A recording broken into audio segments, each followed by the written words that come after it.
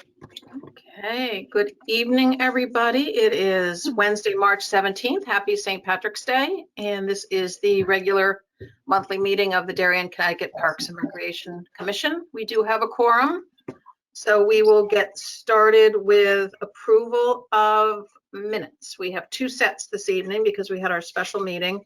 We'll start with last month's regular meeting, which was February 10th. So I'll open the floor to any corrections or updates to the minutes. Let me scan for anybody. No, people are happy.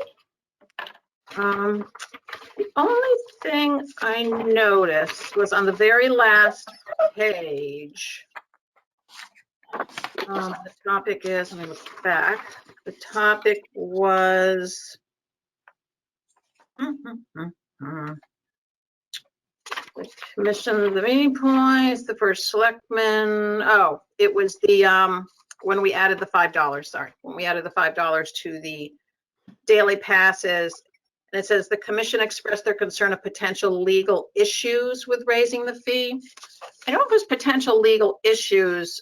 I think it was the concern of raising the fee in light of the pending legislation in the state regarding the fees charged to non-residents.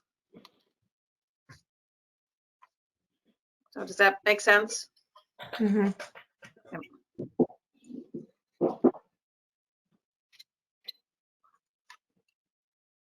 But then where it says determined that the slight increase was justified, that's fine.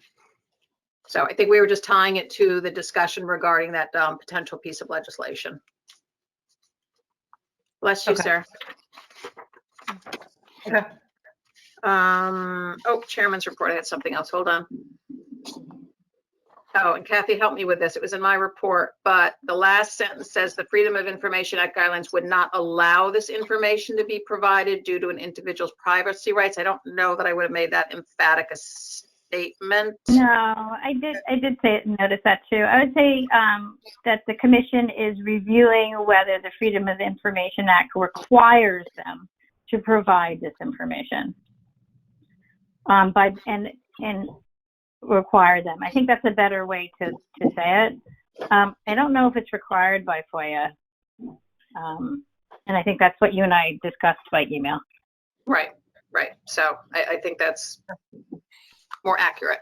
I just know I wouldn't have made such an emphatic statement, not being an attorney nor subject matter expert. Okay. I think it's whether it's, I think that's a better way to put it. I wouldn't even balance it with the privacy rights. I just don't know if FOIA requires it, and that's a better way to do it. Okay. Okay. Jamie, tell me when you're good. I don't want to rush you. Yeah, I'm good. Thank you. You're good. Okay. And you all will note that we appended the voting record. Kathy, does that work for you? It did. Thank you very much. You're welcome. Yeah, I mean, it was a great suggestion. Jamie does it anyway, so I think that works nicely. Yes, it works nicely, and it was great. Thank you, Jamie. You're welcome. Okay, good. Okay. Anything else on the February 10th minutes? Sorry, while I scan faces. It doesn't appear to be so, in which case we can have a motion to approve the minutes as updated. I move that we approve the minutes. Okay, Mary Louise. Thank you. Second? I second. Okay, Kathy. Okay, Jamie, do your thing. Lori? Yes. Susan? Amy? Yes. Mike? Yes. Tier? And Sarah? Yes. That's everybody. Okay, great. All right. Next, we have the minutes of our special meeting, which was on February 24th. So again, I will open it up to comments or changes.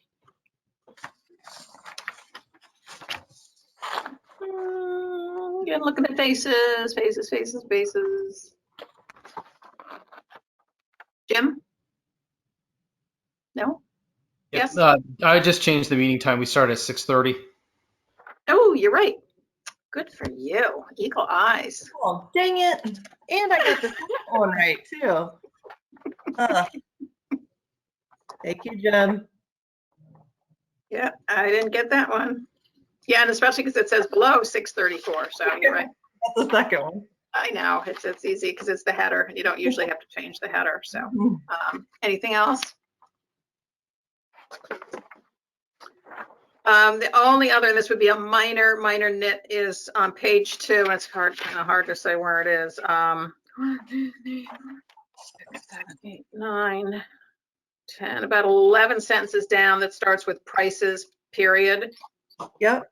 At the end, it says highlight Romeo's menu is basic concessions. Maybe we say basic concession food, I think was what we were talking about. Basic hamburgers and hot dogs.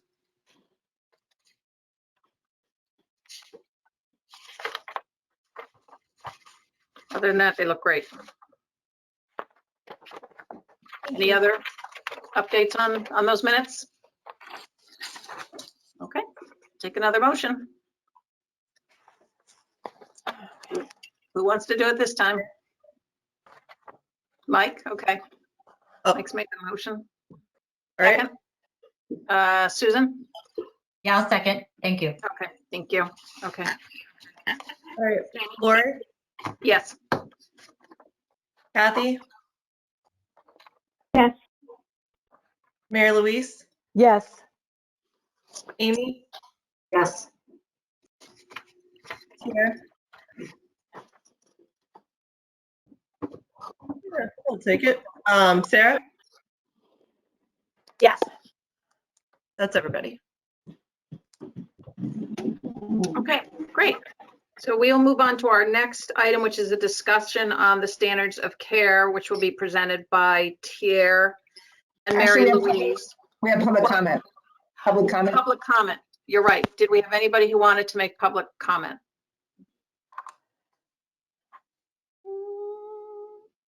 Going once. Give 'em a minute because most people fumble getting off of mute or hang up in the process of trying to get off of mute. Like nobody's ever done that. Nope, doesn't sound like we do. Okay. Okay. Okay. So the standards of care, thank you to Tier and Mary Louise so much for taking the lead on this. Our goal here is to develop a document that has broad community support that will lay out the desires and expectation for the maintenance of our park properties. That could be a tool that will support our budget requests, both operating and capital, and help provide a guidepost to Pam, her staff, and when they need to retain third parties to do maintenance or whatever, and to help, us keep thinking about how it is we want to present our park properties, which, as we've seen over the last year, are more demand and more appreciated than ever. So I think the path would be that we'll discuss it, talk about it tonight, get everybody's ideas, do any updating or changing that might come from that, and then share it with other constituents, and probably ultimately open it up to a public comment or a hearing, which we'll have to figure out how we do that in the current COVID environment, to really get public input, share it with key partners, the friends groups, et cetera, pollinator pathway or whatever, but hopefully to get large public, buy-in. I do know in conversations with our RTM partners, they're very interested in this and feel it would be a good supporting document as they champion our budget requests. So with that, I will turn it over to Tier and Mary Louise. Do you want to start here, or, well, we both worked on this. Tier fleshed a lot of this out. We wanted to see what you all had to say, whether you agreed with what we did, and what you thought. Yeah, we wanted to first start out with a number of bullet points to think about each park overall and how we want that standard of each park to be. And a lot of this is overlap with the master plan. I did want to add in 2 more bullet points to the standards of care, which would be ADA accessibility and also to improve and update the signage at the parks, which were 2 of the recommendations in the master plan. And I think, Mary Louise and I, we wanted to just start first with Cherry Lawn Park to flesh that out. So, we just want to hear from the commission, specifically the first page, what you thought about those bullet points. Great, thanks, Tier. Either people can raise their hands or I'll just go around and make sure we get some input from each person. So I guess, Mike, I'll just start with you. Yeah, I think it's a great start. We've chatted about it, kind of at a high level along the way here over the last year or so, and I think maybe just reflecting on the first page, I think if those are meant to serve as kind of the overriding guiding principles, Correct. I think look, maybe others can be added, but I think in those 6, with the addition of the 2 that you just mentioned, I think they go a long way to really capturing the essence of, I think, what Pam and her team are kind of focused on, and what I think we would want to be supporting them in. So certainly nothing there that I kind of take exception to or object to. And I think I think keeping the list relatively short also just, I think, makes it more manageable framework within which to work. So that's part A. Just the way in which you guys took that then and drilled down. I opened the document and I wasn't sure what I was going to expect. I read the first page, and then I kind of turned to the next page, and I obviously it was very clear how you guys were using those guiding principles and drilling down on them. And once again, I think it's a great start. These are the things that we talk about on a regular basis. Some of these things we don't talk about enough. I think the tours, Lori, that you instituted a couple of years back, I think created just a really wonderful kind of opportunity for us to focus on these things, on the ground, specifically looking at the various amenities within each of these parks. So no, I think it's great. I think the comment, Mary Louise, that or someone had made, maybe Laura, you had made about, the connection to the RTM, I think is really critical. Because from my perspective, I think the more we can strengthen the dialogue, and the kind of the tools that we're using to have a high quality conversation between the RTM and maintain a high quality conversation between the RTM and the commission, the better. And I think this will go a long way as well. So anyway, I can go on for a while, but maybe I'll just turn it over to others now. And I think it's a great start. And I think, it sets the stage to kind of move on to doing this, and building artifacts around the other parks.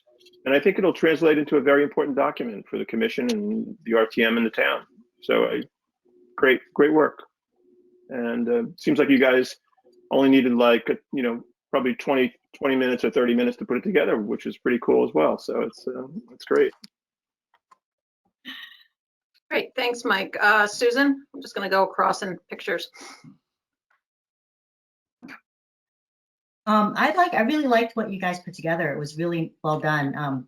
Especially, I felt like I spend so much time at Cherry Lawn with my dog now, so I really can feel like I relate to a lot of these things.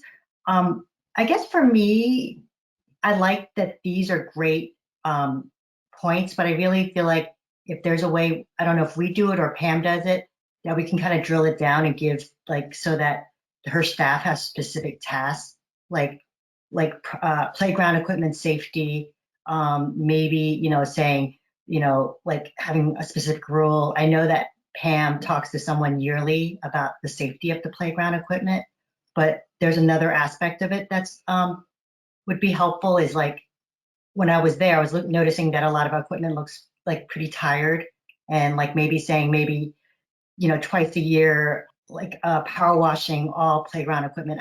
If we could, I don't know if that helps Pam, if she needs that, but I just think that especially for stuff that's well used at the park, if we can ensure safety and also cleanliness, because there's so much usage of those things.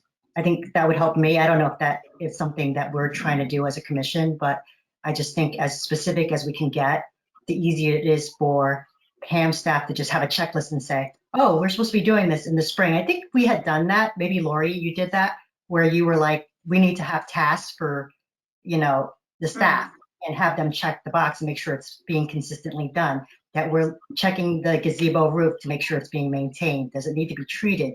Because I feel like sometimes a lot of the equipment and the buildings get kind of run down very quickly because maybe we don't have a schedule, I guess. It's like a house, you have to do certain things at certain times of the year. And there's just so many pieces at a place like a park that I think the more specific we can be, the easier it would be for everybody, her department. I don't know if that's true, Pam. Yeah, I actually just want to add to that because the previous director had a lot of detail when it came to this type of these type of forms. So I think I can find that and pull it out because she did a very good job with all that kind of stuff. And I think if we just attached it to this document at each park, it was great. She did a lot of detail on that. I don't know if she ever shared it with the Park and Recreation Commission, but. Yeah, I mean, am I on mute? That was one of the things that we were, in creating this, it was a question of simplicity versus specificity. And Yeah. we keep this, this overall, this umbrella, with simple points and simple projects, or is this something that we are going to flesh out over time much, much more? So that's, a question. I mean, I would, and I'm not going to cover this, but I would envision having the first page would be like a master document, like a sort of an overarching template that then would be used to provide the roadmap to create one for each park, but that there'd be this sort of overarching, these are the standards. Yeah.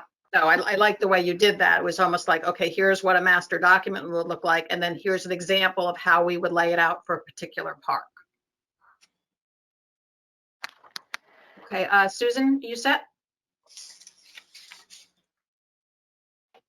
Sorry, I keep on muting myself. That's fine. Yes, I am. Thank you very much for your hard work, though. I really do. I think you're right. You did a great job, keeping it simple, but then we're going to be able to use this template for the other parks and beaches. So thank you very much for putting the work into that. Appreciate it. It's definitely harder, as I know professionally, to say what you want to say in less words versus more. It's really hard to do. Really, really difficult. Sarah? Hi. I think, echoing what, Susan and Mike just said, I think that you guys did a great job with this and we're off to a great start. I think it'll be a great roadmap for us for each park. I think Mike touched on this, that when we go around, we have these tours that we are in fact tracking where we're going with these items. Are there things that we want to do in the future or things that need to be done now and have timelines on them?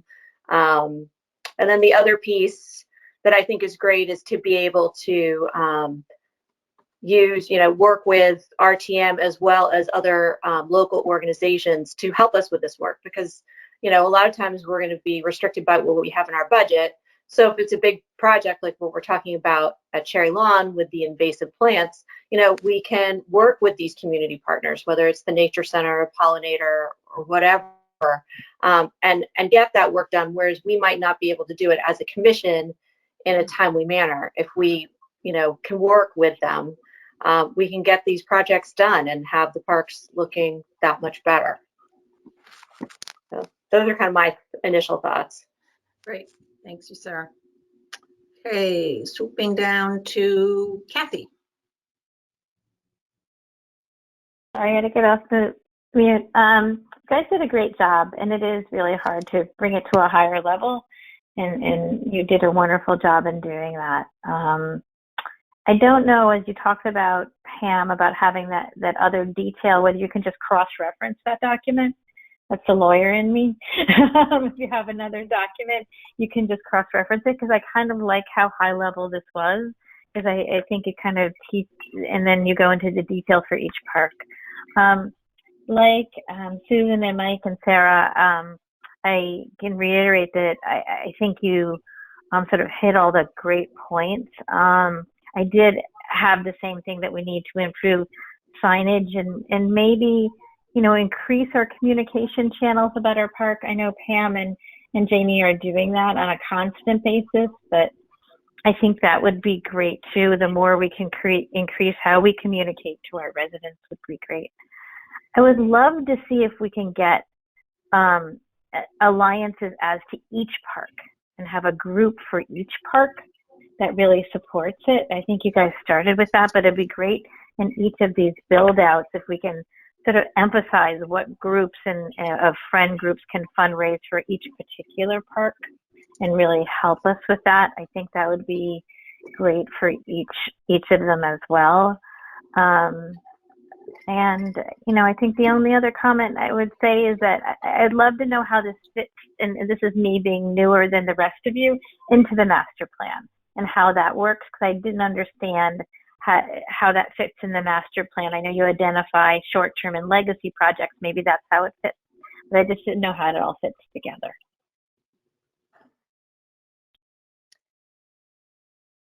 Okay, great, thank you. Amy. Okay.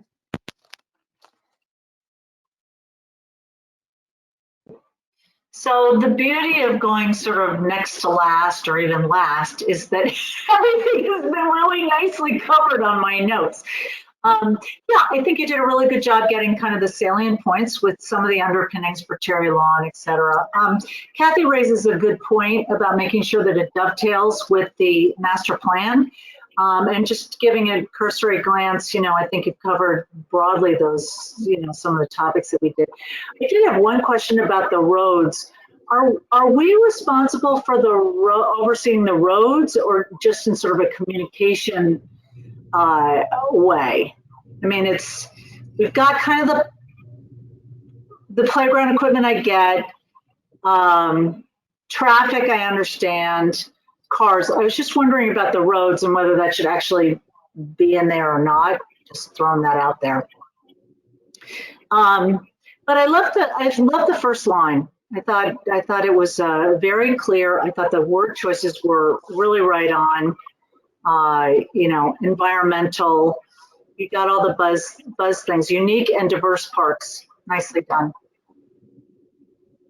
They're all very different and have different needs. So great start. Thanks, you guys. I appreciate your time. Thank you. I would like to point out one item which I don't think really is covered in the master plan, and that is, quote, legacy projects. And, we cover so many other things, but we really have not zeroed in on it as such. And tonight's meeting may not be the time, but as we are heading into spring, it would be nice to add to next month's meeting or whatever, because some of these projects are going to need much, much more than a group of volunteers. And at the same time, they have not really appeared on any capital projects in terms of expenses, and they're going to cost some money, particularly with reference to Cherry Lawn. The areas have these vines that are killing the trees, and it's something we really need to address. And it's not something we're going to be able to solve in 1 year. It's definitely a 5 to 10 year project, but somewhere along the line, we really have to start and even break it up into pieces. And anyway, I'm particularly concerned with it.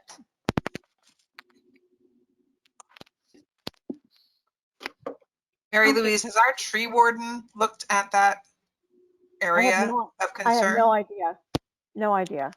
I'd like to get his take on it. Because So we- those vines are sometimes 4 to 5 inches in diameter, and they go up 20 to 30 feet. There's no way a volunteer is going to be able to tackle that. And you Right. can't just even saw off the vine. You've got to really dig it up. Some of the smaller invasive plants can be tackled by volunteer groups and so on, but we're not even close to that. And eventually those trees are all going to get killed. And some of them are probably well on their way to not being too healthy. But Thierry and Patty and I, along with a master gardener, I guess back in January, walked this area over at Cherry Lawn and identified an area that we could start with and maybe begin to tackle this year, which would be a nice start. Right, so Yeah, but there's you're an- right, Mary Louise. It's a lot of muscle is required for that project. Correct. right, and it just got us thinking about, you know, the legacy projects and these longer term projects, you know, what they are and who we would need to collaborate with to, you know, to bring these parks up to speed, to like reach the full potential of the park. There's just an enormous area in Cherry Lawn that's filled with invasive plants, and it's right backed up to where all these trails are. And, you know, and part of the master plan was to clean up these trails and to make these, you know,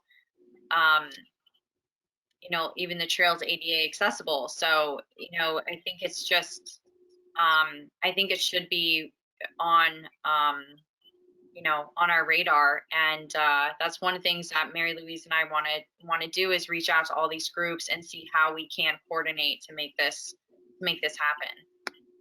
But before you even get to reaching out to these groups, it's huge, huge. And we initially identified the area behind the gardens, I guess, with the baseball field on your left, the area running immediately behind the back of the garden. If we tackled that this spring, summer, we'd be making a huge start on this project. You could really make a difference. Yeah, that's the north end of the property, right? Correct. Yeah. Correct. And Yeah, that I would looked give, at that when I went with Jenny and Laura. right, and it would give us an idea of how long it would take to do the whole other section to the right Correct. of that, if we just focus on that small part for now. Which is not so small. Could you get a couple comments? I wasn't completely sure what you meant by legacy projects. I kind of thought I knew, but I wasn't sure. So I think we want to tighten up how we present that so it's clear what we mean.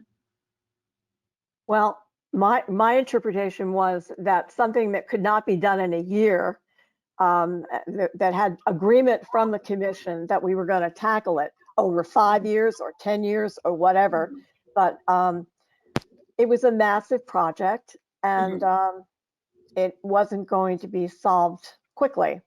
I think it's, yeah, and also that it may not be something that, you know, just Parks and Rec staff does, that it's a you know, it's together with, you know, pollinator pathway, with RTM, with the gardening club, you know, if there's a friends groups there. So sort of projects that bring in all these groups. So that's also, you know, it's just a big part of the standards of care is, you know, yeah, what groups are here to support each one of these parks and to organize, you know, so anyone can just look at this and see who, you know, who we can have to help. Okay, all right, so we might need to flesh that out a little bit so any particular reader would understand what we meant by that. Okay. Just a couple other thoughts is I'd love to see the open of the document really start with a a purpose statement, sort of a lead-in pair, like why this document exists, you know, what the purpose of this is, and that possibly could tie it to the master plan. Okay. So is there something really leading into, you know, is the Parks and Rec Commission's goal or desire or whatever the right word is, and just to assure that Darian's, you know, our properties are blah, blah, blah, blah, blah, you know, and we lay out the following standards or whatever, Okay. just some kind of little lead in. Okay. And then perhaps make some of them a little bit more measurable. I like how they're all positive statements. You know, it's just, you know, all the things we will do, and that's fantastic. But some a little bit, and we can't get too granular. So we'd have to think about this. But where's the one? For instance, we say maintain all existing physical structures within our parks. It's sort of like, well, to what standard? So is it, you know, for instance, for like courts, you know, do we want to make sure that they're maintained to the you know, that they're, you know, resurfaced or whatever to, you know, manufacturer standards or to useful life, or just a little bit more around that to be a little more specific is what, you know, we mean, because, you know, maintain can mean different things to different people. And if we're saying, we know we want to maintain them to high standards, you know, with, you know, physical assets being, you know, serviced or replaced within, you know, expected useful something, but just in some cases a little bit something more that we can go to, especially when looking for budget dollars, to say, you know, this, you know, this is what we're trying to accomplish. You know, we don't want to be told that, you know, the tennis courts are cracked, but, you know, we're going to kick that can down the road, you know, another year if we can get away with it. Just know if, you know, the manufacturer says it's got to be resurfaced in 8 years, our goal is, you know, our standard of care is it should be done within those 8 years. So perhaps a little bit more specificity on a few of those, but I really love, I think you guys hit all the really key, you know, the key points, the really key points of what we're trying to get at, you know, both with the natural resources of the parks, and then the, you know, the roads, the roads, the buildings, the courts, things like that. So both the hard assets, so to speak, and the natural. It's a really nice balance. When we talk about the roads, do we need to somehow touch on parking anywhere? Always a topic. Might be something we have to think about as well. I think that's a good idea. Yeah, we roads. because that's, as we know, can be a challenge. Hey, Lori, Yes. I just had one other thought, and not to get into it too much tonight, but perhaps what we need to think about with, given our budget, as Mary Louise has alluded to, that this is a huge project, is make it just that. Make it a project that has Parks and Rec ownership as well as community ownership. And, you know, we could call it something more, you know, let's say cherry lawn tree rehabilitation or whatever we wanted to call it. But then we could go out to the community and maybe get some of the work donated by tree companies. Mhm. I don't know. Just a thought. But, you know, so that way we're not bearing all the expense of it. Right. Yeah. We're You going to know, have if we to. have a community buy-in, you know? Yeah. We're going to have to pull every lever we can for some of these projects. But I think it would be, I mean, I think if we packaged it properly and we had the support of all the partner organizations, I think that, you know, I think we would be able to do it. It's going to take some time, but I think that's something that people would really, you know, want to be involved with and have their company's name on it. And, you know, obviously social media could play into this, and you guys are so great with, you know, Pam, you guys are so great with social media. So, I mean, I just think that there's a lot of opportunity that. Pam? So Tier and Mary Louise, so would you say, in your opinions, that a legacy project would be the Wade Beach Meadow project that we were trying to do with the Darian Athletic Foundation, and or the Pear Tree project? Would those be legacy projects?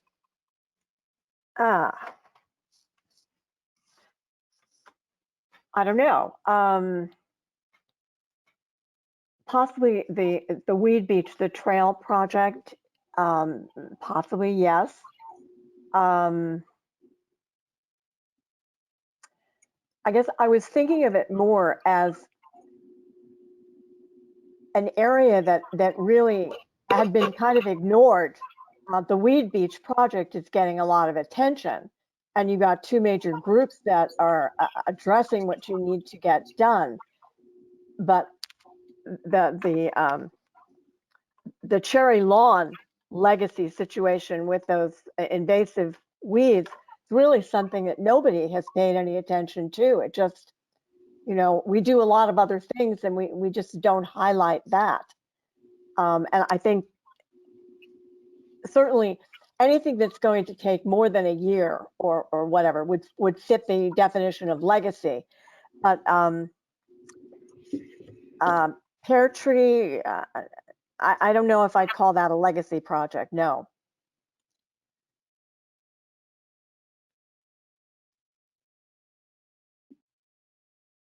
What do you think, Tier? Sorry, I had a little technical difficulty, but I'm back on, so I missed that part. My question was, in terms of legacy, just trying to feel out how we interpret Fine. that. Yeah.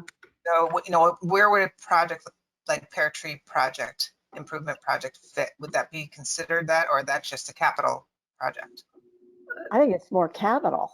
It might be different than standards of care. I think I see this more as how we take care of what we have. Mm. Yeah, I think For it's more instance, like at a Weed legacy. Beach, you go the way back area of Weed Beach, you know, kind of behind the picnic area. That Yeah. is chock-a-block full of invasives as well. It's just as bad. Correct. Correct. Not as bad. Well, maybe not as bad, but pretty bad. It is bad, yes.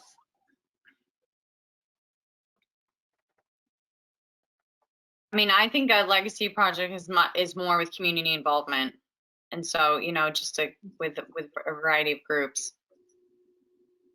But I'm looking too toward this document to really help our department with capital projects.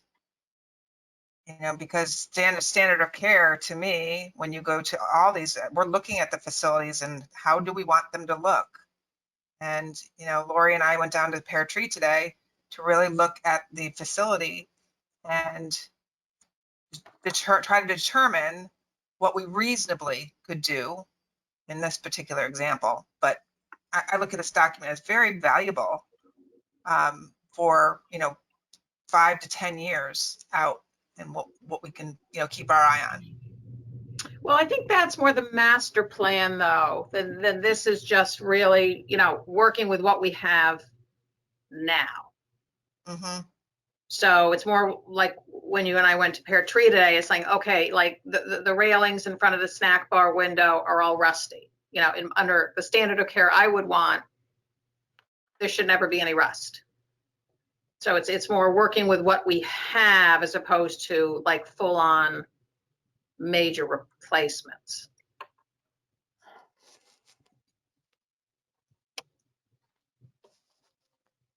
But that's just my view.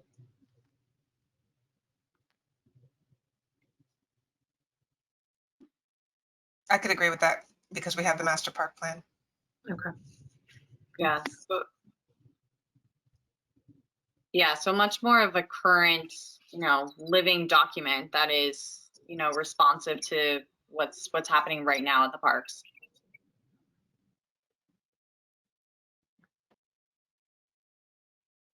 I think if you applied kind of a business definition to it, it's, you know, maybe one that might work for you, Pam, is it's the difference between business as usual.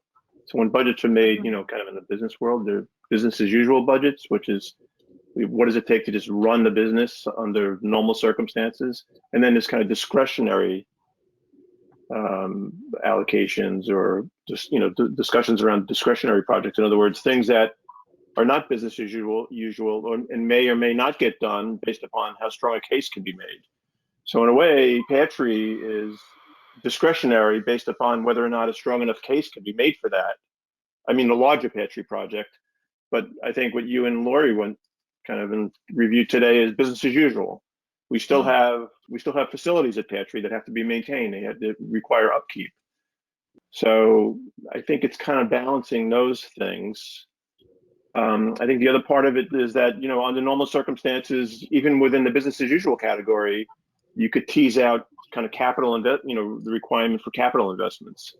So it could have turned out that if the gazebo had gotten to a state of disrepair where it was not, you know, like your folks were not able to repair it, or we couldn't do something with it, it may have needed to be knocked down and rebuilt. That would be a capital investment. So and I think from my perspective, what's really great about this for you is that this is just, once again, kind of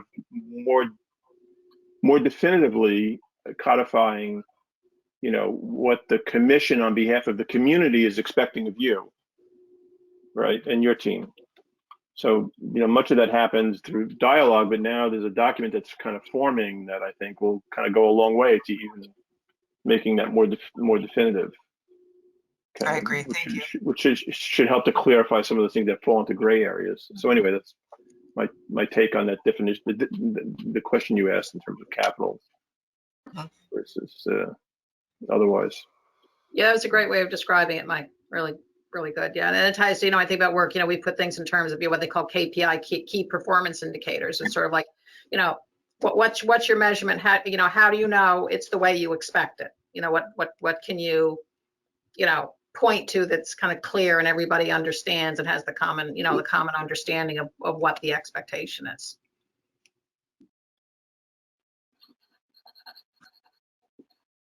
Other thoughts, comments, suggestions? Okay. So thank you so much, Tier and Mary Louise. I say you just really framed out, I think, captured the essence of what, when we talk about the parks, when we go on our tours together, the things that catch our eyes. Could you think about crafting some sort of like introductory paragraph or purpose statement to kind of, you know, lead into it?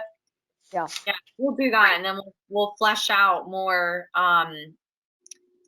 You know, maybe we could just start with Cherry Lawn, fleshing it out even more for you know, how to get more detailed, and then come back and see what everyone thinks, and then we can, you know, keep having those, you know, those frameworks for each park. Right. But this was really, really helpful to see sort of what the commission wants this document to be like. Yeah. This was great. Thank you so much.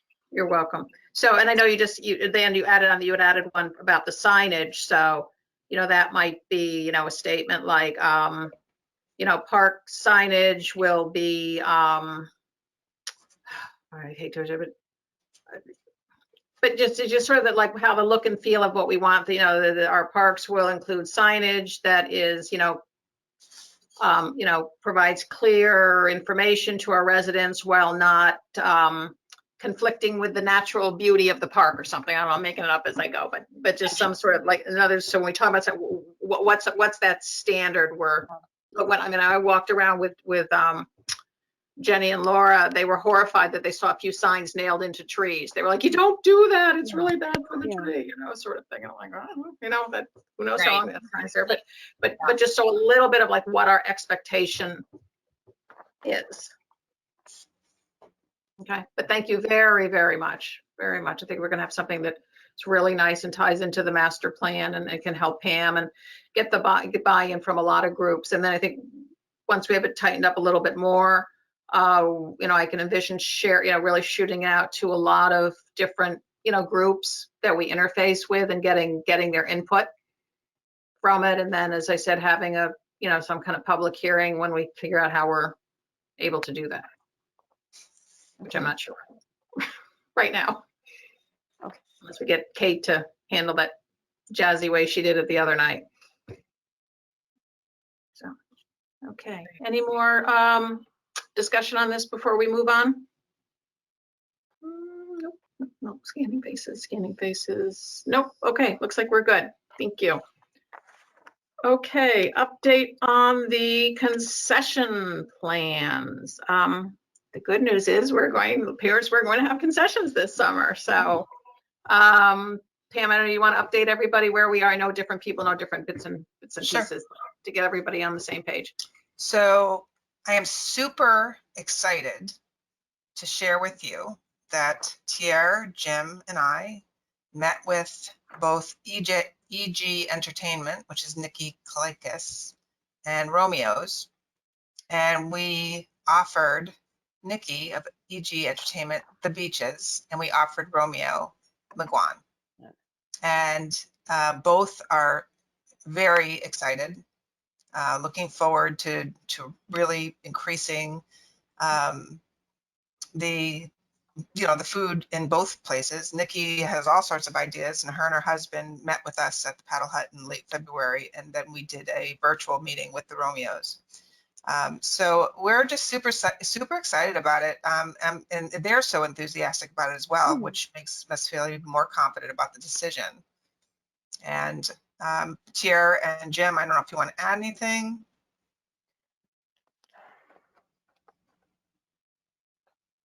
Jim, do you want to?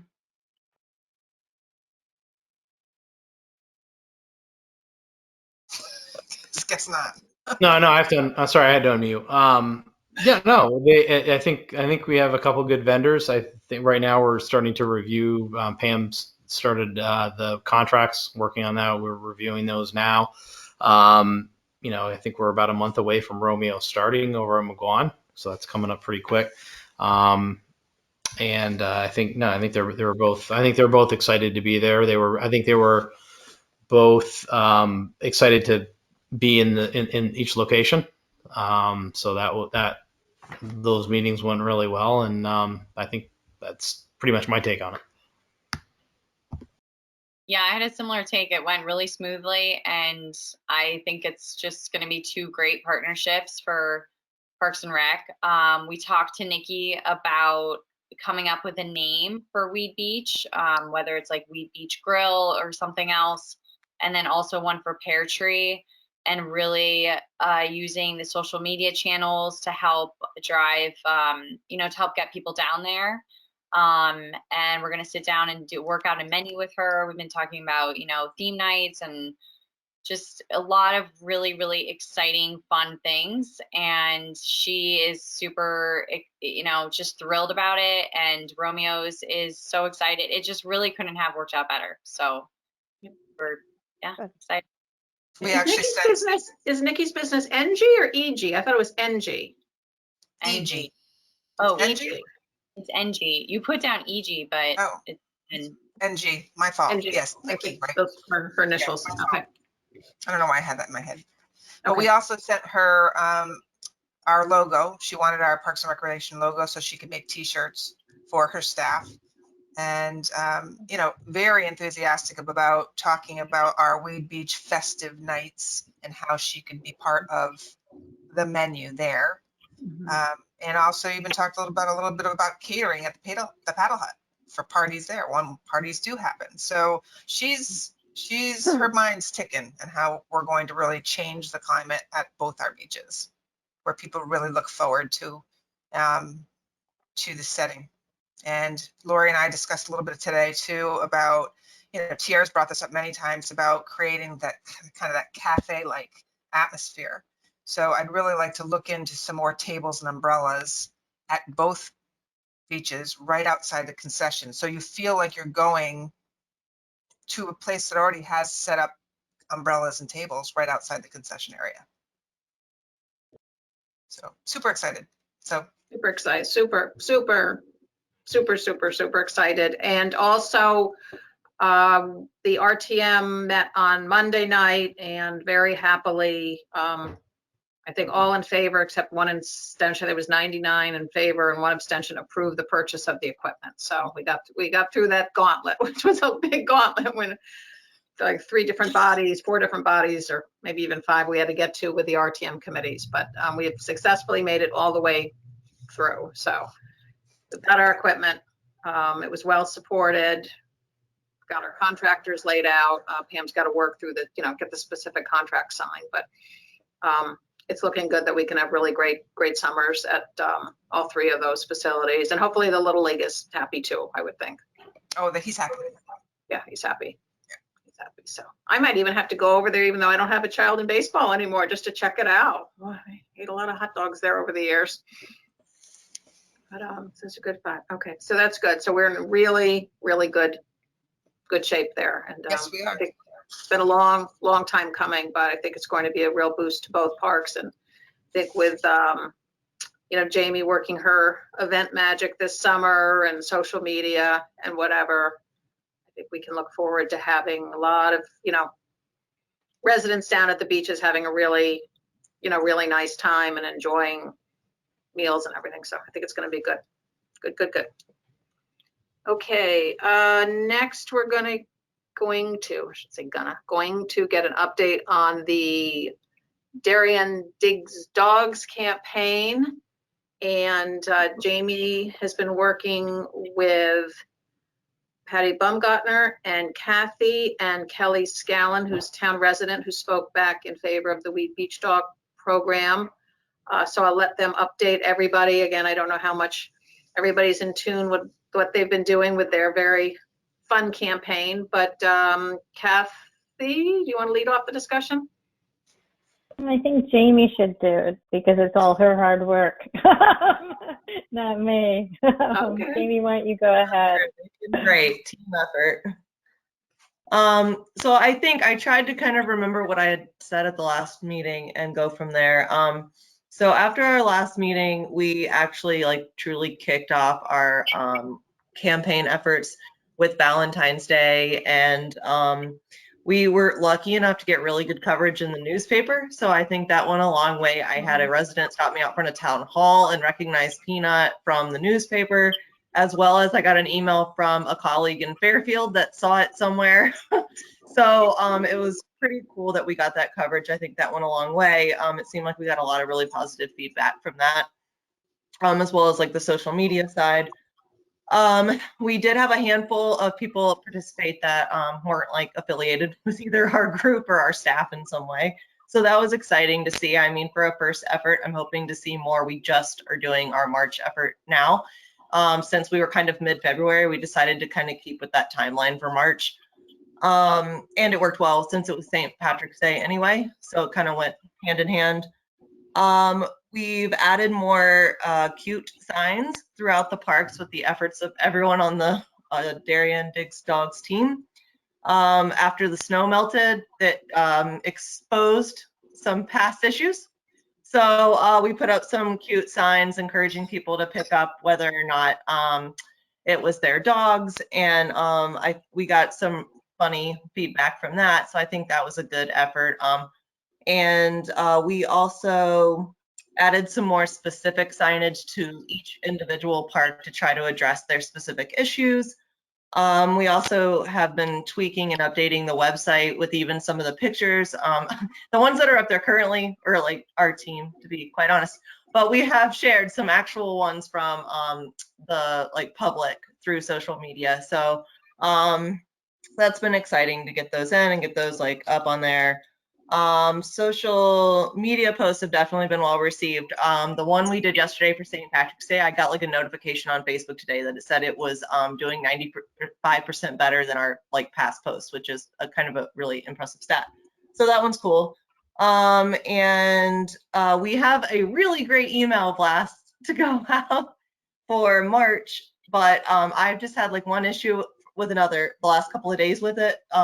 We kind of talked about it in our office and decided that if we were going to do these blasts monthly for our monthly themes, we didn't want to be actually blasting to our entire system to every resident in town. We just didn't want to derive negativity for no reason. So I was fortunate enough through an idea that Patty had I talked to the town clerk and we got a list of all the current dog owners in town that have actual current dog tags, which is a list of over 2,200 dogs in town. So really, really cool. So then I thought, okay, great, we'll blast it to them. They have all kinds of information on these people except for their email address. So now we are cross-referencing through our system, which has been 100% successful. It's just really painfully slow. So we are currently working on deriving this list. And once we get it in the Excel spreadsheet, we'll have this awesome email list that we can actually blast directly to the dog owners in town, which is really cool. we're just, it's taking a little bit longer than anticipated, so that was a bummer. On the side of issues, at Woodland, we've had a couple of random things. The message board there is a little difficult to open. I think it's a little old. It probably needs to be kind of one of those things we keep in our back pocket when maybe when the Boy Scouts need to do a project or something. And also, I think the Friends of Woodland Park maybe put a nice sign in there, but it takes up most of the board. So we're hoping to work with them to maybe reduce their sign a little bit, because also the words are like this big. So like maybe we could redo their sign and then also work on some new signage to go in there too. The other issue obviously is the off-leash dogs continue to be a problem. So we are trying to continue addressing that. And then the other one that was a little odd is some of our signs keep getting stolen. So poor Kathy and folks are out there putting up signs and then they're disappearing. So we put up some funny signs to try to get people to leave them. We put a little asterisk on it that said the dogma is removal of this sign will bring you bad karma. Funny. So we put up those, but I think it's been still kind of an issue. So we're going to give it one more shot. And then we thought maybe the conversation of some more permanent type signage needed to be had. So we're going to give it another try, but that's kind of long term, maybe a discussion. And then in the regards of feedback from the public, we've only, I think, if I tried to go through my notes, so please correct me if I'm wrong, Kathy, but I believe we've received 3 feedback, if you will. The first one was definitely more of suggestions. I really wouldn't say that it was that negative. It was just more of suggestions or observations for the program. And then we did receive 2 complaints just with off-leash dogs and being told that they weren't following the rules, and it was like a negative interaction. So is that correct, Kathy? Would you say those are like the 3 things that we've received so far, which I honestly think since we blasted this to our whole 20,000 people, I really was expecting a lot more. I really think that most of our feedback has been positive for the most part. Yeah, I don't know if the 2 comments are really about Darian Diggs dogs and what we're trying to do, or more of their legacy complaints about what's going on in the parks. And they were 2 complaints, and I responded back to them and asked them if, and I think Pam, you did the same thing, asked them if they wanted to come to the public comment period and try to explain what we're trying to do. But there are some legacy issues that hopefully the signage will address. And I think we have some other ideas that Patty and I are mulling around with Lori and Pam, hopefully you, for next month to bring up about other suggestions of way we can try and handle some of these things. But so far, I thought getting 3 complaints, if that's it, is fine. Considering we went out to 20,000 people. But I would like to too try and encourage, people who do have the complaints to participate in in coming to talk to us, so we can hear them as well. We usually don't hear from happy people. That's the only problem. So you usually don't hear from the people who are liking what's going on. You only hear from people who don't. Go ahead, Pam. Sorry, I talked too much. Oh, no, that's okay. I just wanted to add that soon, in a few months in the spring, we'll have our patrol monitor going to all the parks. So that's going to be a huge benefit. And one of the initiatives is to, remind people to follow the rules. So we'll really dive down deep with this monitor to hit all the parks and the beaches. I think that's great, because as you know, one of our complaints was that the dog warden didn't really listen to her. So one of the complaints was that she really didn't feel like she was heard, because the dog warden kind of throws up his hands and says, I'm sorry, people don't listen to me. So I think having someone in the parks and saying that there is someone to help enforce the rules would really help when people complain to us and explain to them. And also, we lost you. Yeah. Patty, there you are, you moved. Patty and Kathy, do you feel that the majority of dog owners are willing to call out other dog owners that they see not doing the right thing? Because that's where it's got to come from. Absolutely. I agree. I think there's a lot of patrolling. I think it depends on the park. You know, some is better than others. I think the Cherry Lawn group where, you know, I'm not at Woodland, I'm at Cherry Lawn, some of the other parks. And they're very, very good about it. And they also carry bags around for other people. You know, they kind of did a winter sweep too once the snow melted. It still takes time. It would take time even in your own backyard, but I think they were really diligent about that. That's an excellent point, Lori, for us all to continue to self-police, everyone. I just wanted to make one note on the signs kind of disappearing. It was really just at one park. It was at Woodland. It did not happen at Cherry Lawn or at McGuan or at Tilly. I will say, you know, we all put up a lot of signs, and unfortunately, I think some of it could have been, this is just my opinion, some of it, a little bit of it could have been blown away with we had 2 big storms, and Kathy had done Woodland, and it ended up being like, you know, 2 days right before the 2 last big storms. But with that said, she's also said that the folks at Woodland are a little more challenging. And so that's why we added the whole, you know, dogma karma line, just to make them think if someone is actually taking down a sign. Anyways, I think it's been great, and just kudos to Jamie for very clever wordsmithing and continuing to do that. And I think we'll see a lot of funny, dressed up Irish looking French dog, poodle, golden doodles on the website in the near future. Thank you. Would the animal control officer, whoever issues the permits, be willing to update their form to collect email addresses in the future? Because it would be helpful if we could add them then to this specific list so that they're really getting the information about the park rules and what's, what's, Lori, what's allowable. For the RTM of Donna, who was our town registrar, I had kind of gently suggested it to her for years, but it was a certain system for her. And so I do believe that we're going to be bringing it up again before the next registration period. We could probably even bring it up before then. To start to do it that way and capture their email addresses. I think it's a great marketing program too, because I know in the past you've done, you've done a doggy training for all these, right? Haven't you hosted, Pam, didn't you do one of those where they could sign up and be a part of programming where you charged? Was there ever a doggy class? Dog obedience class? Yes, that's what I'm looking at.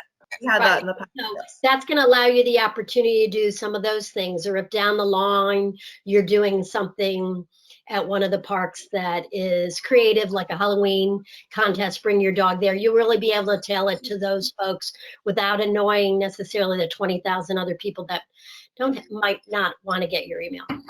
Thank you. Great. All right. I had a question. No, go ahead. Go ahead, please. I was going to say the signs are great. I've been spending a lot of time walking around with my dogs, and they're really nice and they're colorful and really attractive. So I think it kind of draws your eye.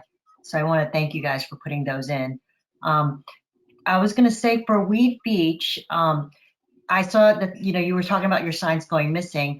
The sandwich board that you have that's in the parking lot flew over and fell on the ground, and that's pretty heavy. So we have been getting pretty big winds. So it might be a combination of those type of factors why you're losing some of your signage. The other thing I was going to say about Weed Beach is that I've been there like several times now that I have my dog trained off leash, thank God. And when you get there, the signage is awesome. But I feel like as an owner, people don't seem to kind of abide by that line, like where they should be on the other side. And they tend to drift towards the other part of the beach. And then next thing you know, they're at the bathhouse. And next thing you know, they're at the playground.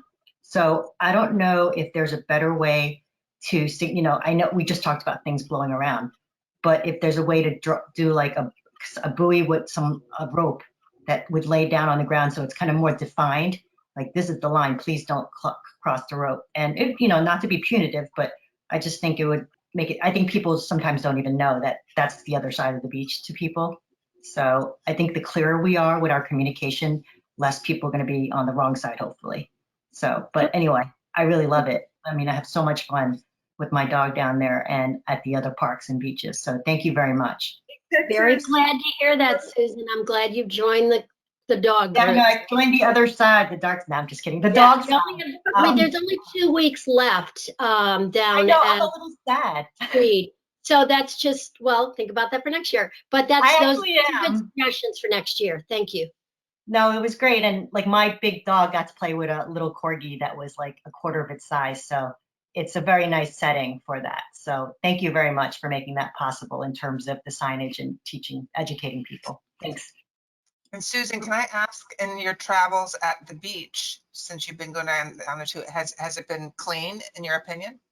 I thought so. Actually, I haven't had any problems. I mean, with even people going on the other side, just one group of people, and I was very subtle. I'm like, we're coming to this side. Let's play together here. You know, I was kind of drawing them. So it was like a lot, like you were talking about using peer pressure.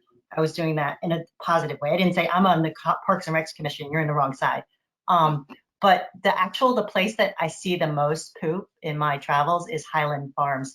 It's real dog poop and it's also geese poop. It's also some at Tilly. A lot at Tilly, actually, where It's people geese. aren't picking up. It's What? geese. It's a lot of No, I of can geese tell at the Highland. and Oh. dog poop pretty well. I've gotten down that to a science. And because I know which one my dog goes for, and the word no comes out of my mouth every 5 seconds when we're passing by all different types of poop. But it's a mix. You know, there is enough dog poop that I'm like, people aren't picking up, and it's fresh, so it wasn't like I'm just from melted snow or something, you know, where it's just shown up. So I think we still have a little bit a ways to go, but you know, we're getting there. You know, baby steps. I think there's a lot more dogs too, like than we've ever had. I was amazed at that number, 2,000. That was pretty impressive, you know. So anyway, thank you. Thank you. But you remember that the Weed Beach program does end at the end of the month, so we'll have to make sure we get the communications out, because I think we do want to get the dogs off the sand before bare feet start going into it. By then we'll have this email blast I can send. Have the what? By then we'll have my email. Oh, your list. Yep. So I can email all the dog owners in town. Right. So no reason not to know.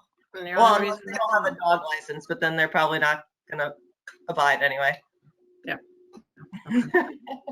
Okay, well, thank you. You guys have done a tremendous amount of work on this program. It's very creative, it's upbeat, it's positive, and the key will be to really keep the momentum and the messaging just going, not a one and done, but just really keep it going, and then positive reinforcement, so that we can, you know, not get, you know, the letter that the one young mother sent this week, who had, you know, negative experiences at a number of different parks, and she was clearly very, very frustrated. And we have to minimize that, because that's not fair. You got a young mother managing 3 little children and being approached by random dogs and people without masks, and she, you know, she was pretty unhappy about it. And it's just not right. It just upsets me to read a letter like that.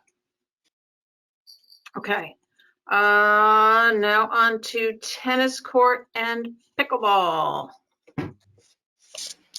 So happy to report that I went to the Board of Selectmen meeting and to the Board of Finance, and the gift has been approved. In the Board of Selectmen, it was a little bit, it was a gift up to a minimum of 40,000, which I was a little confused by. So we cleaned that up at the Board of Finance, because you know, our bid was 35,750. It was the add alternates that would have increased the bid to 45,000, but we don't have to do the add-ons. It's quite a bit of money to raise. So if we were to raise the 35,750, that will give us 4 beautiful courts. It was just the fencing was the additional add alternate, and the suggested second sealant, which was an additional 3,500, something like that. So I have talked to Sean Shea, and they have already raised 15,000 and are, you know, more than willing to continue going and trying to raise the rest of the funds. Patty, I don't know if you want to report. I know that you're also on that fundraising team. So I don't know if you want to give a comment. Well, I would say, just to be 100% clear, I'm not Sean Shea or Valley Baker or even Steve, who are like the key fundraisers. I more just kind of advise them, hey, you can't do this yourself. You have to go to the Parks and Rec, you have to go to Pam, you have to, pitch it to the commission, you have to get their approval, and then Pam does the bidding for it. You guys don't do it, she handles it. And then once it comes out, I did go to the bid opening just to see what the numbers were, so they would be able to know what to really fundraise it for, because Sean couldn't go that day. But I texted him right before this meeting to ask, and they're at 23 already. Oh. So they're moving forward. That was with only one email blast. They're going to do another email blast later this week. So I think they're in good shape. So That's wonderful. thank y'all for the support. I think it's going to be great revenue, and people of all ages will love pickleball. You guys were the ones who got me started on it a year ago, just from your brochure. So thank you. Yeah, that's super exciting. Remind me, what do we have in terms of pickleball courts right now? We only have 2 portable. Actually, I think they may have fit 3 at one point on there. 3 portable. I saw a couple nets out there the other day. Those weren't ours. They were somebody were bringing their own, because we took down the single court tennis net. So that's not there. So that it's just a court that they can bring portable nets to. But the court we will be building will have 4 permanent nets for 4 permanent pickleball courts. Okay. And then the courts we have now, do we take reservations for them or no? Like I We do saw not. the blast out for people signing up to reserve courts for tennis.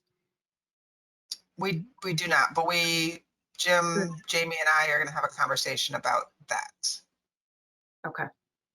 When and if our courts are done, and how we go about the possibility of either blocking out some time, or how we can consider doing a block time like tennis does. Okay. Okay. All right. So right now we have 2 courts at Cherry that are either or. I just want to be clear. We So have the court we're talking about converting currently is used as pickleball in the summer. As of last summer, that was the first year. Last summer. And that's the only pickleball court at Cherry, or there's another one? At Cherry Lawn, we have had lines painted on the multi courts. And we do have a group that does pull down the net. They pull it down a little bit so that it is the same height as it would be for the portable pickleball nets. So I do see people playing on that court quite often, actually, especially when the other one is full. Okay. And then nothing at Weed, no pickleball at Weed? No. Nope. And nowhere else in town? No. No. So we really don't have much pickleball.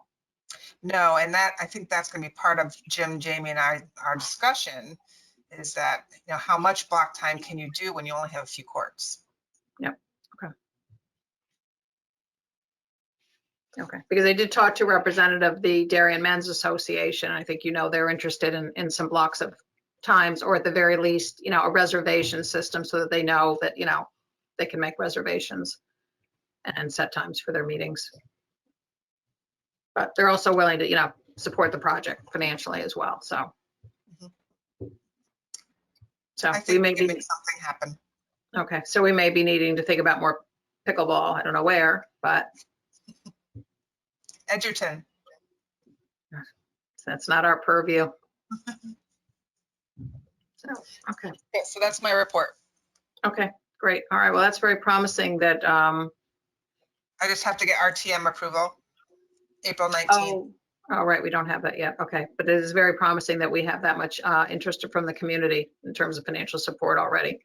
Absolutely. Okay. Okay, good. Okay, great. Okay, Pam, your report? I want to see anything that sticks out. I'm working on the security gate and park monitors agreement. We're going back with West Tech, as I mentioned in the past.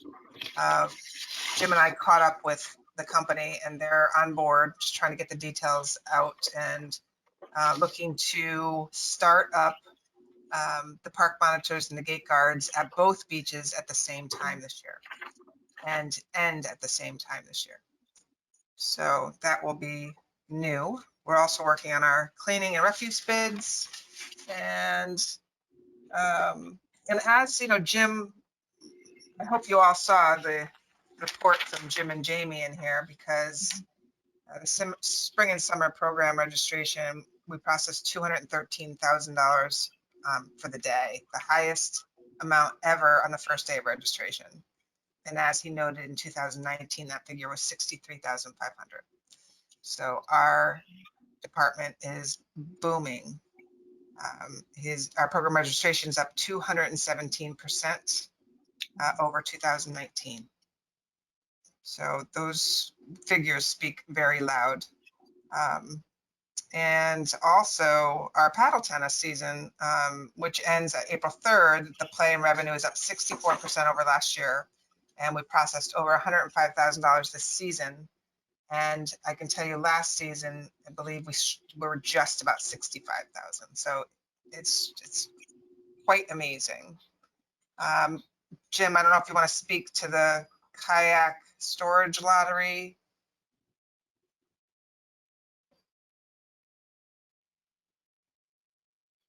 Yeah, my apologies to those who are in the lottery and did not get a spot. If anybody's watching this, we had 287 applicants for the lottery at Pear Tree and 206 at Weed Beach.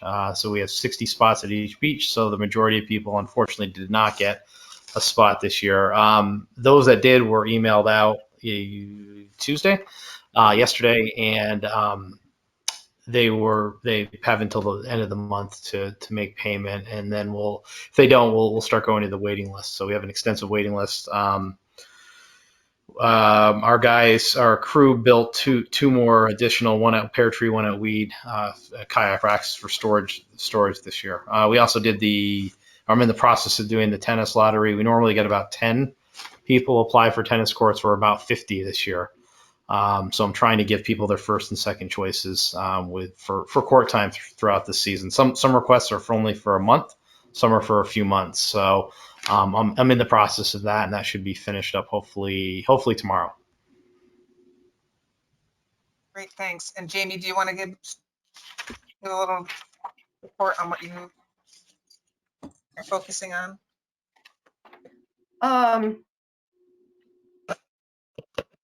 What do you want me to talk about? Just what you're focusing on. Well, we have a couple of different things coming up. We're working with the Darian Nature Center for their Earth Day event. We'll be partnering with them on that. That'll be in the end of April. We're now in talks with the Friends of Selleck's Woods about hoping to host Trails Discovery Day, which we really hadn't been planning to do. That was really successful in 2019. So we're back into discussions on hosting that, which would be pretty exciting. And then we're talking with the Bicentennial Committee for June, which would be the kickoff of our Weed Beach festive nights. The first kickoff event would be June 4th. It's the weekend that we've had this whole birthday bash for the Bicentennial planned the whole time. It would just be the day before so that we could do Friday night with Saturday night as a rain date. And the Bicentennial has officially wanted to partner with us and move forward with that. So we just had our first official meeting on that today. So that's really exciting to see what we're going to be able to be creative to do with that. And then we'll have two more after that with different themes for the festive nights. So we're really excited about that. How would those work? I thought I read something saying that the beach would otherwise be closed. Could you just kind of give more detail of what you're thinking about how that works? Yes. So we met with the idea initially with Jamie Stevenson, the chief of police, and the director of the health department to talk through this idea to replace Weed Beach Fest, and also some thoughts on the fireworks and what direction we wanted to go with those. And in talking through the logistics of what we were thinking for this event, one of the restrictions that they asked us to put in place would be closing the beach to ensure that, because we would require pre-registration for the event. and they thought that was the best way to ensure that we could control the crowd. We would still give a window for walk-ins because that would be challenging at that beach, but that in theory we wouldn't be allowing in other vehicles to ensure that we had the capacity at the level we wanted. Is this for COVID purposes or just specifically for Specifically COVID, only because of COVID. Okay. Yeah, so that whatever the state, I mean, you know, right now it's 200. We expect that to go up by June. Yeah, we don't know. So we'll be kind of being flexible as we get closer, but we will make our attendance whatever we can with some wiggle room there to adjust. But in theory, we would have the beach closed to vehicle traffic during the event to ensure crowd control. And then are we selling tickets to the event, or you just register but it's free? That's what I'm confused about. So we are currently discussing that. The idea being that there would be two different options to attend. One would be more of either a family charge or a vehicle charge of maybe $20 for everyone to come, and then it would be more of like a BYOB picnic where you would just come, you would have a reserved area, but it would just be on the beach. You bring a blanket, you bring some food, and you enjoy the music and any of the activities that we have going on. And then the other side would be a more pricey ticket option where you would have a reserved table and chairs and a dinner catered. So there would be two different kind of options there on how you wish to enjoy the event. But that's just us brainstorming right this second. Even talking to the committee, they're open to both suggestions. And you know, as I told them, it's not even as much of a revenue thing. I mean, we obviously are pretty much just trying to cover costs for this year because we're going to be much smaller than we would be if we were just open to the public. But it's really about, we've tried to do free events and people don't show up. And with this like requirement of pre-registration because of COVID, I've got 300 people on the wait list and we got 50% no-shows at our first event, and it was like very disheartening. So the last event we did, we charged a really low fee for a family up to 6, and we only had, out of 300 registered, we only had 29 no-shows. So that's a number I can sleep with at night. So we're just thinking we'll offer a nice ticket option if people do want to come out and have a nice dinner, live music, and really enjoy it as like a date night situation. Or if a family's just trying to come out and have a good time, they can bring their own picnic, and we're just going to have that fee to make sure that they actually take it seriously and show up so they're not taking a slot. Yeah, I mean, the only thing that's sort of confusing is if you think it was just a random June night, even last summer in the height of COVID, if the weather's nice, you probably have way more than 200 people at Wee Beach. So if it's just, the night before, the night after, we could have way more people there and there wouldn't be a limitation. So I'm just curious what it is about having it be sort of a theme or whatever that we have to have the restriction. Pam, correct me if I'm wrong, but my understanding from the meeting that we had with that group, that they thought that there was a big difference between it being an open public park where we were regulating it to the best of our ability and it being an organized town event where we were saying it was a safe zone that we were controlling and that people could come and confidently enjoy a safe evening with their family. And if the beach was open and packed and we were trying to control this one little area, that it might be more challenging. Yes. Okay. Jamie, I just, before we all go too, you were so excited about something sweet. You should share with the commission how successful that was. Okay, yeah. So something sweet is an event I've always loved, but it's kind of like struggled along. And so this year we had to change it entirely for COVID. So we made it something sweet on tour. So instead of having all the desserts in one room and people come through and they get the plate, they taste everything and vote, they actually came and picked up a packet from town hall that we had. So they didn't know where they were going that morning. They came and they got their packet of like their list of places, and then they drove around town to each of the actual establishments to get their desserts. And the people loved it. The vendors absolutely loved it. We had our best turnout of vendors. We had 8 participants, and I honestly think we would have had more. The only other, we had some that were like we want to do it. Just with COVID capacity, we can't have this much traffic or we won't be able to be open to like regular people walking in. So I expect it to be even bigger next year. And in the past, we've had somewhere between like 150, 175 people show and do the tastings.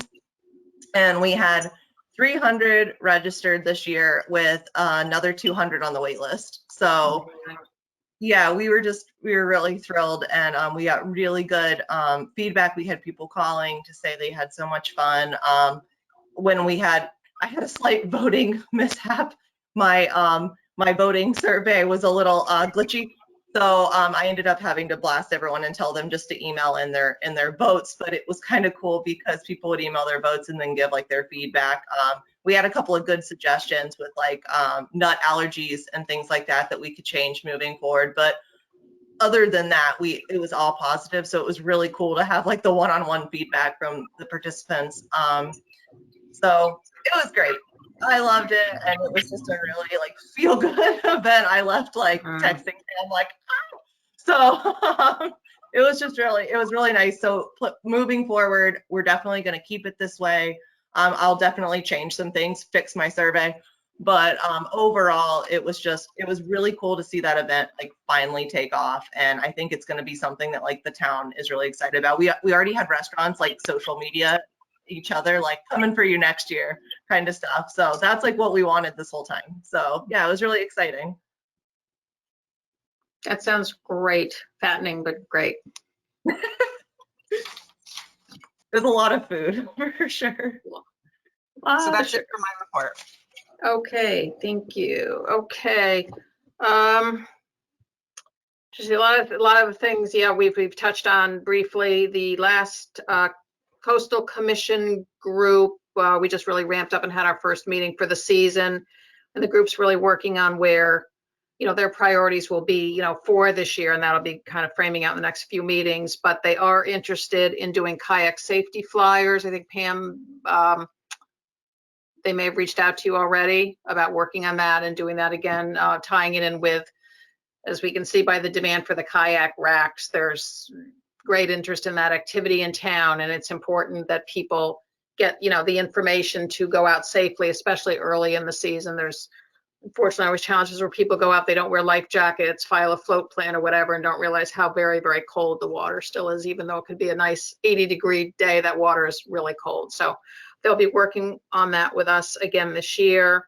General activity is really to better facilitate boating for Darian residents, and they reiterated, the interest in the refurbishment of the launch at Pear Tree remaining a priority. So that's come up again. And there's also, potential interest in doing continued cleanups. You'll know that the commission did a cleanup down at the beaches this spring. And then also they did another one of the land trust parks. So I will continue to sit on those meetings. I'm not a voting member, but it's helpful to know what's going on and the connectivity there, because their interest is all the waterfront, but of course with our beaches, the two really knit together. Other than that, I've been attending the various meetings that we needed to get, through the budget process, plus to get the money for the concession equipment, which we've talked about already. Had different phone calls and park walkarounds with some of the RTM members, either on the RTM Parks and Rec Committee or the representatives of the Budget and Finance Committee who cover Parks and Rec. And there's really good support there. The RTM members really want to work with us and help champion that we get the resources we need. And, we're having the conversations, about the concept of the parks really being essential resources and increasing demands on them. As people have been in town the last year, now we're seeing the demands with the programming, et cetera. And it kind of just feels like there's some real momentum here, and that our parks and recreation programs are really coming into their own, and perhaps getting more of the appreciation that we weren't getting over the years. So I think that will work very nicely in our favor. Also had communication with town council about that freedom of information request that we had. I think I mentioned 2 ago. He's still working. He's working through that with the individual. Kathy's been helpful there as well. But I'm not sure where that will go, but he's on top of that for us as well. So that's good. Now, I just mentioned that I spoke to a member of the Darian Men's Association about their interest and great desire to be able to play pickleball, but also they reiterated, their support to help with the pickleball project, but also just, general with the parks in general. They offered up that, it's a strong organization in town, and, that they have an interest in being supportive in the parks any way they can. So those are some of the highlights.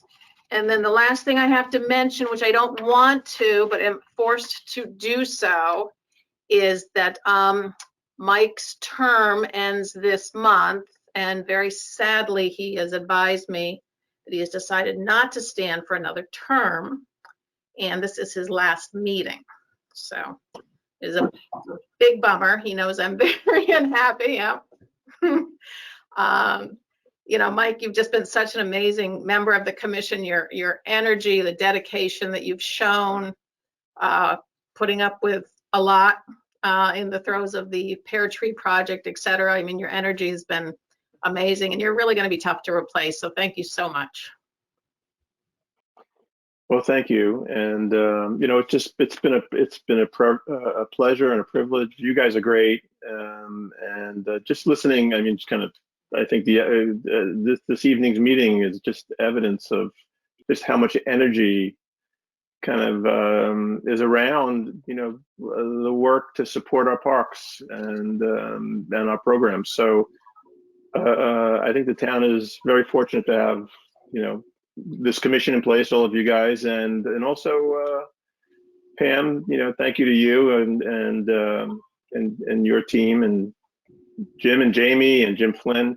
And I just want to say thank you to all of you guys, and particularly you, Lori. I mean, I went through a very lengthy set of thank you. I have to set the record straight on one thing. I went through a very lengthy set of thank yous at the last meeting of our Pear-Tree Beach Building Committee back last spring, and got myself so wrapped up and distracted that I forgot to thank you, Lori, for all of your work and support on the building committee as well. So just to kind of go back and have the opportunity to replay that. Once again, I thank you for all of your support through all of that as well. I'll stay involved in the Pear-Tree Beach Building Committee for the time being. And I think it's on hold. We're waiting for feedback from Deep on a few things. I don't have any prior experience dealing with Hartford, so I guess probably I shouldn't have been, but I've been a little surprised at just how long it's taking to get feedback and how slow that whole process is going. Mm-hmm. But we're still working with Weston and Sampson, Dan Biggs.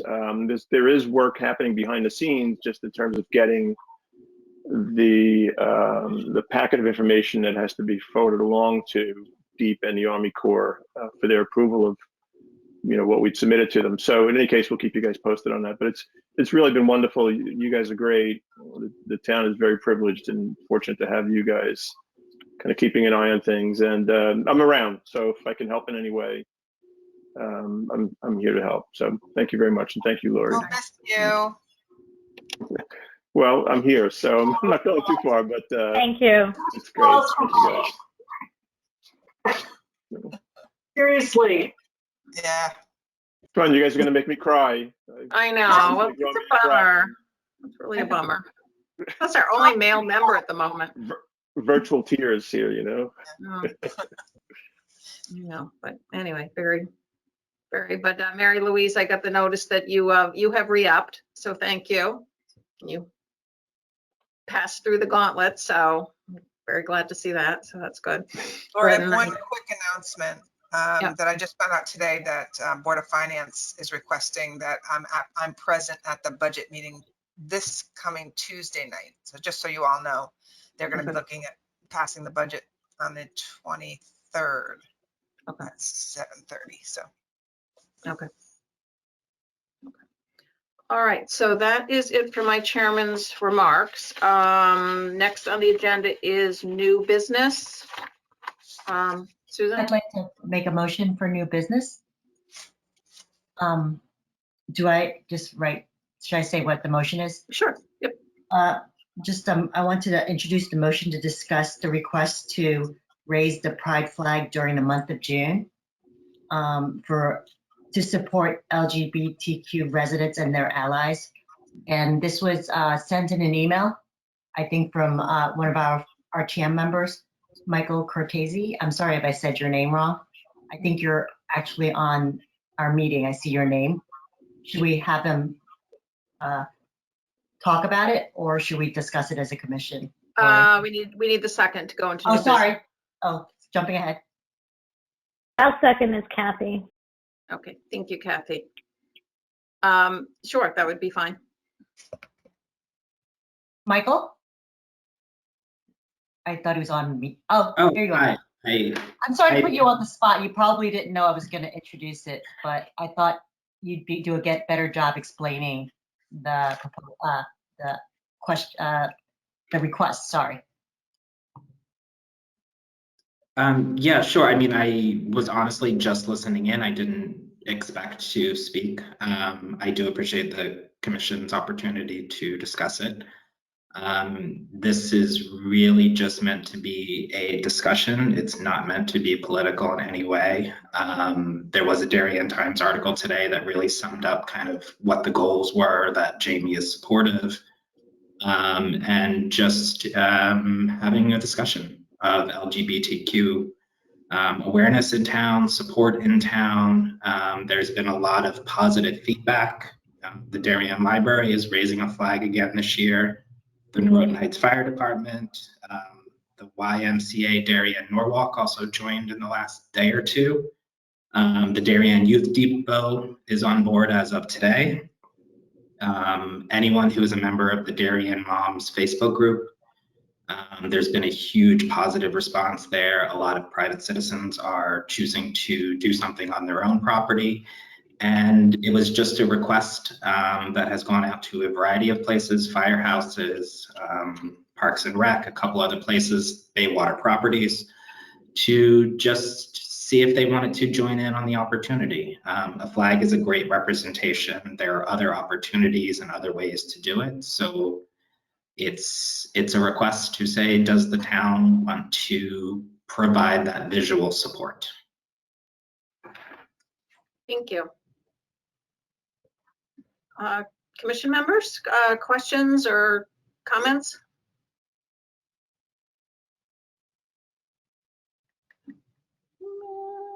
Let's see. I would love to see it. I think I'm surprised we haven't in June. So I would love to see a flag raised. Yeah, I second what Pierre says. I think it'd be a great thing to do in June, and it'd be nice to support this as well as along with the other organizations in town.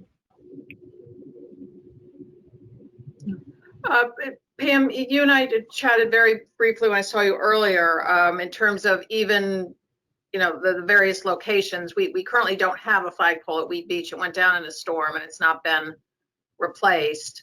Even thinking about the other locations in town and the flagpoles, whether they're under or in the parks, whether they're under our purview or the Little League. You had mentioned something about that when I saw you earlier. Right, there's a flagpole at Cherry Lawn baseball field. There's McGuan has a flag, and there is Pear Tree has a pole. And as you said, Weed Beach is down. And those flagpoles, do Darien's park staff raise the flags on those every day, or is Little League handling that? We've just never talked about it before. Yeah, and Jim, can you clarify that? Yeah, so McGuan and Cherry Lawn would be the little league. The beaches are our staff. So typically we have them up at Pear Tree during the summer season. Weed Beach has typically been up year round because we have lights on that flagpole. So that's those two are ours. The beaches are ours, and the other two parks are Little League's responsibility. Lori mentioned Baker. I don't recall seeing one at Baker. No. I thought I saw one when I drove by there, but I think it was near the baseball cage thing, so it might be a Little League one. Yeah, I don't recall it at Baker. Okay. I don't believe there's a flagpole at Baker Park. I don't believe so. I'm not 100% sure, but I don't believe so. All right. Next time I go to Palmer's, I'll swoop in and take a picture. Okay. Okay. I thought I saw one. I thought all baseball fields have them because of they do they do a pledge when they start their game or something, I haven't had a kid in baseball in forever. Sorry, my kids are way older. Yeah, But that would make sense why we have one at Cherry Lawn and some at Baker then, because that's where our fields are. Well, I will drive there tomorrow just to make sure. And do the little leagues, do they put the flags up daily or only when they have games going on? You don't even know. Don't know. Don't know. Okay. Don't even know. All right. So these are things we need to understand and find out. And Michael, are you looking to have a flag? Every day at Cherry Lawn, but I don't see anybody from Little League coming. So I wouldn't be surprised, Pam, if you can just ask, Jim Flynn and his crew, if they're the ones who put it up. I feel like I would see somebody putting it up or taking it down at Cherry Lawn. I may be wrong, but it is up every day. All year or just in the summer? I mean, I think it's up for a lot of the time. I will go back and triple check it tomorrow, but I think it's up a lot. Okay. It's lighted or not lighted? Not at Cherry Lawn. Okay. So in theory, somebody would be putting it up every day? Kind of like that guy who sneaks in for the spring is 4 days away, maybe. Sign. Okay. But in other words, it's not just going up and staying up against flag protocols, as far as you know. I would check with the park and maintenance crew that is there often as well. Okay. Okay. All right. So we're not even clear who's managing some of these flags. So that's one thing we would have to also understand. Other questions or comments? I just had a question. I guess I've been on the commission for so many years, and I guess we've never had a request of this nature. And, going forward, just in terms of, how we do handle requests of this nature, I think we have, as a commission, have to think about that. I know I'm fully in support of this issue personally, but I just think that as a commission, we're going to get a lot of different requests, and just how do we deal with it as a commission, not just this one, but all the ones that might come before us. So I just think that's something we should think of, beyond, just this one issue. Right. Yeah, and then that was one thing did come to my mind is we then were to have subsequent requests. We don't have a framework, in place, and it becomes difficult as the commission and judging, which requests are worthy and not, and it's an easy thing to get tripped up on. So that's something I think we do need to give some thought to. To that end, I was considering that too. To that end, is there a protocol associated with this issue that the town has? And what are the first select? How does the town deal with the town flag in front of the town hall? My understanding from the correspondence I saw was that the request went to Jamie. She checked with Kate. Kate said that there was some precedence that had been done on one or more occasions in the past, and Jamie approved it. Yeah, understood. But how do they deal with numerous requests? I can't speak to that. Be interesting to know. I support this issue, and I would be happy to raise the flag. I do, to Susan's point, I think it's important that we review the protocols that the town has so that we can either adopt them or not. Okay. Thanks, Pam. And but whether we want to follow town protocols or whether the parks, for some reason might be considered differently.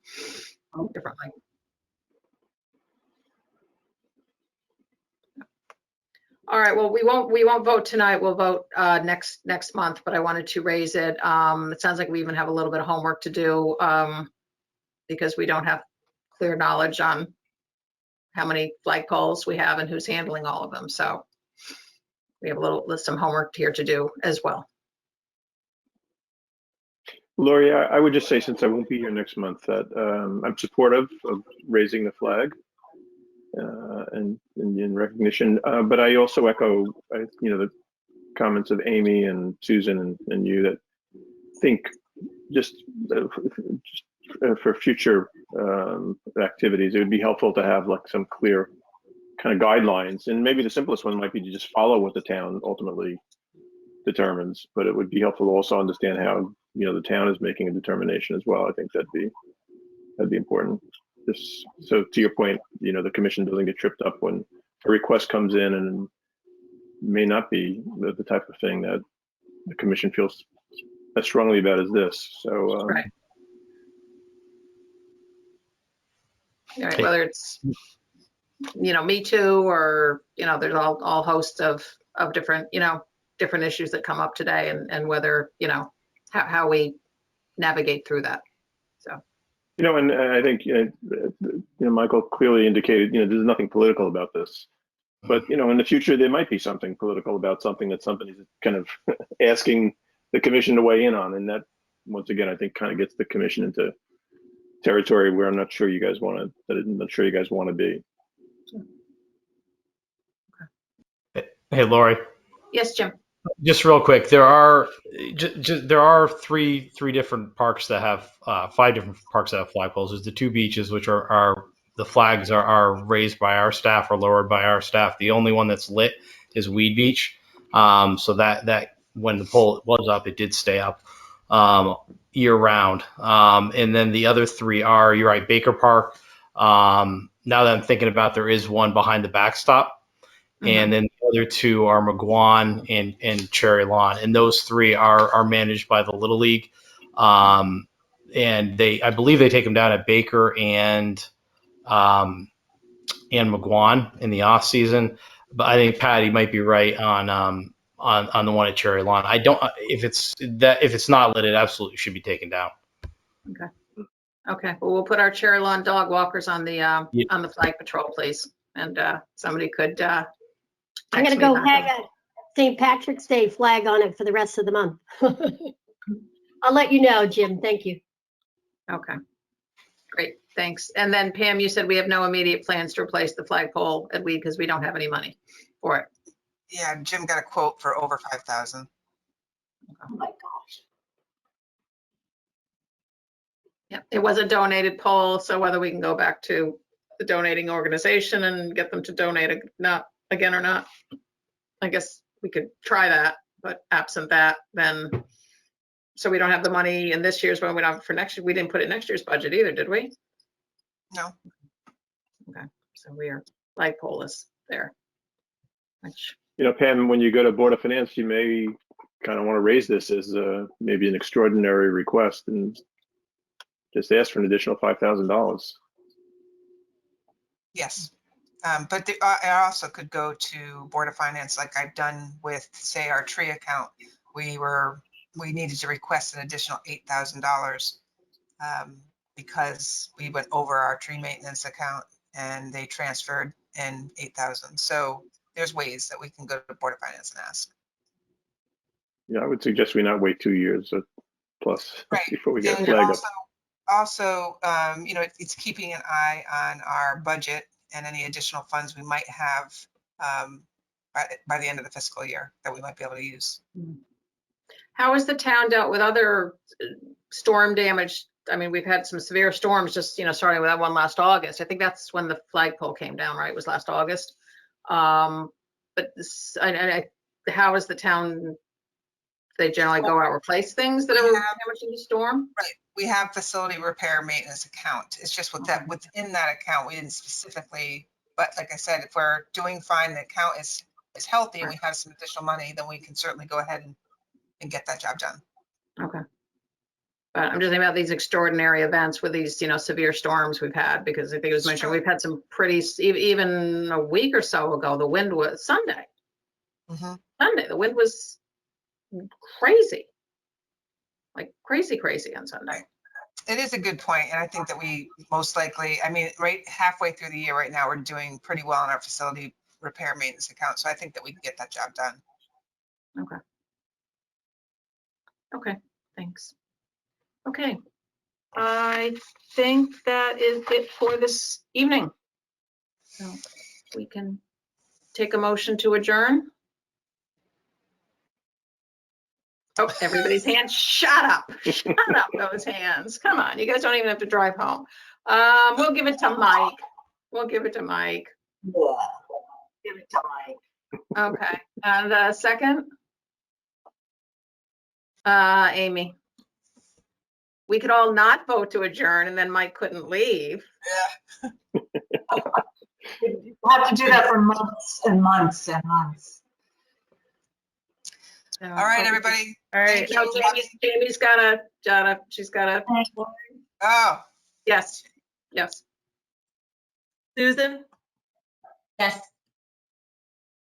Kathy, Yes. Mary Louise. Yes. Like my computer all of a sudden is getting glitchy, so I'm like waiting and nothing's happening or moving.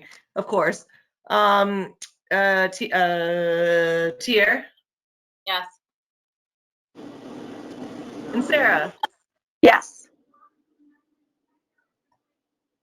That's Aye. everybody. For the record, We missed yes. you. And Amy, yes, you forgot Amy. No, Amy was the second. Oh, Amy was the second, that's right. Okay. Oh, that's right, okay, you're right. You guys Okay, are always trying to trip me up with these adjournments. thank you. Trying to trick you, Jamie. All right, everybody, good meeting, and we will see you all in April. bye, Mike. Talk soon. Bye, Bye, guys. Mike. Bye, Mike. Bye, all.